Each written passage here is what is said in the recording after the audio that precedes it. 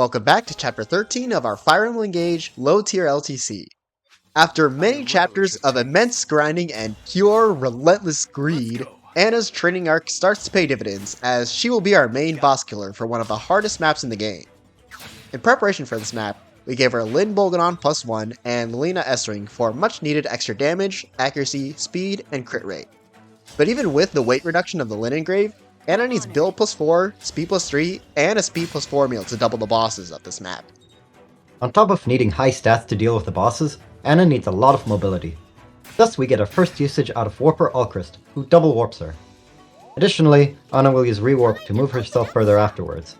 When we debated whether to make Anna a Sage or a Mage Knight, this map was ultimately the deciding factor in making her a Sage, so that she would have enough mobility to reach the boss's attack range by turn 3 without overly compromising her damage. Normally, having all these tools can make reaching any boss easy, but this is a Fog of War map, so we also need a torch holder to give Anna enough vision. That's where the new units come in. Marin, Bunet, and Tamara all spawn very far forward, so Alear trade chains a torch over to Tamara, and then Marin, who then carries the torch as far as possible while she and Bunet help clear a path for Anna. While Tamara is the only one of the three that will stick around for this run, all three of them play an important role in this chapter, which is also one of the biggest reasons that we allow otherwise banned units to do stuff on their join chapters in this run. Tamara herself has immediate access to promoted classes, and just like Bunet, that alone is enough to get some use out of her. Over on the left side, we have an important side objective to grab the rescue staff in the bottom left village. Most of our team is assigned to deal with this. That is mainly because there are a lot of crates blocking the way that have a lot of HP and need to be destroyed. Since Bunet sees some combat here, Alear also delivers a Dex Tonic and Compact Axe to make her job a little easier. Even then, her hit rates aren't perfect, and this chapter has very few opportunities to shift RNs with the Time Crystal. After having her cookout interrupted, Tamara reaches into the convoy, but seeing only sweets and no meat, searches no further and passes Alear's inventory to Marin. In addition to the torch, she receives the Micaiah sword so we can continue to feed enemies to Anna. Usually Tamara would finish off the sword flyer here if Marin hadn't crit, but unfortunately, there goes her first kill. Combat-wise, Zelkov can handle most of the enemies on the left side. However, he faces crit from the snipers, which give him about a 14% chance of death here. This is worth dealing with, as Zelkov desperately needs XP, and Parthia is his best option to gain levels. While Zelkov's personal stats are quite promising, he's heavily held back by needing 4 levels to be able to reclass to promoted classes. While that may not sound like much, this point of the game is full of unpromoted scrub enemies, which when combined with his high level makes his XP gain rather poor. Even after the heavy lifting in the last chapter, he gained only a total of 41 XP, not even halfway to his first level. Parthia is also much harder to get enemy face kills with compared to Mercurius, due to being 2 range locked. On the flip side, Parthia has very high might, accuracy, and effective damage against flyers, making it strong on player phase and good at enemy phasing 2-range enemies as shown here. In fact, even if we weren't trying to power level Zelkov, we'd probably still give him Parthia regardless, as the snipers are definitely not easy to one-round, especially with the units that we have available. While Zelkov does have some chance of death, it's rather moot compared to Anna, who must dodge many enemies while at the mercy of 1 RN hit rates. She faces at least 1 hit every turn that she must dodge, and she does not have access to an avoid engraving because, ironically, the enemies are too inaccurate for her to use one.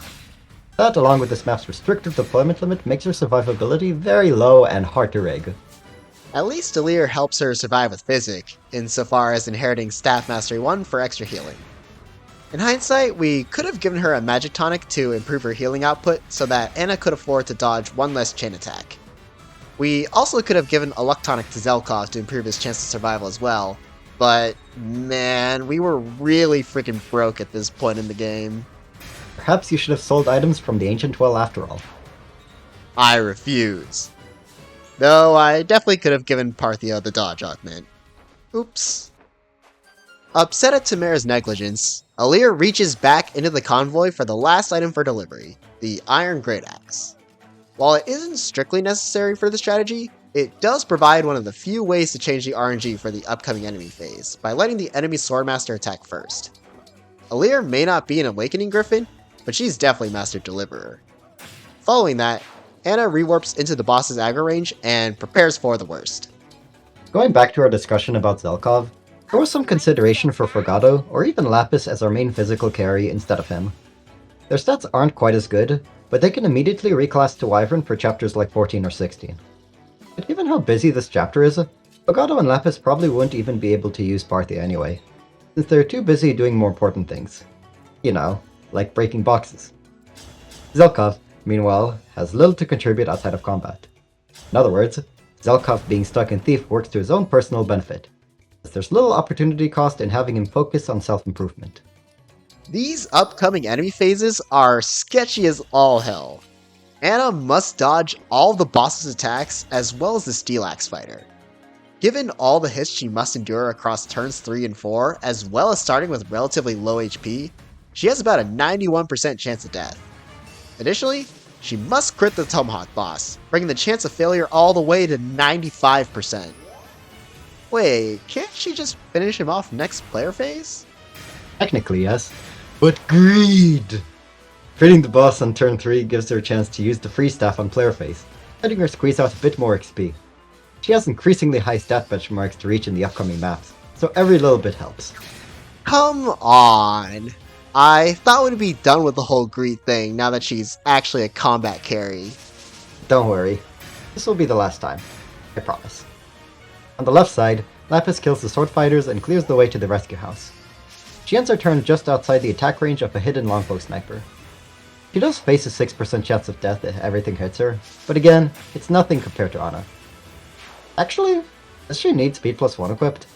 Should we have just brought back arms shield? Oops. Very well.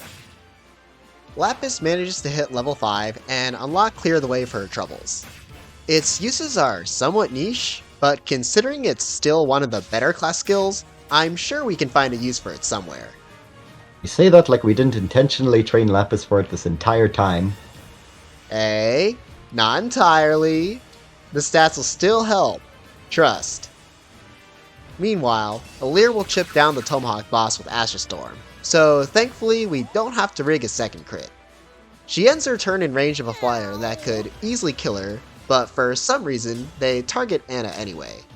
I swear, the AI just becomes increasingly harder to understand at this point in the game. Speaking of which, over on the left side, Lapis reaches the rescue house thanks to drawback gaming.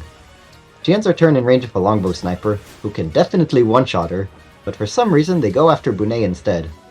Here at least it makes a little more sense as they have higher expected damage against him, but not by so much that they should forfeit the kill. In the end, we didn't need to take all these risks with the AI. Diamant can use Obstruct to block the sniper from reaching Lapis, and Alear can counter left instead of right and have Marin and Bunet body block for her. Finally, Alcryst uses Physic to get his first Sage level.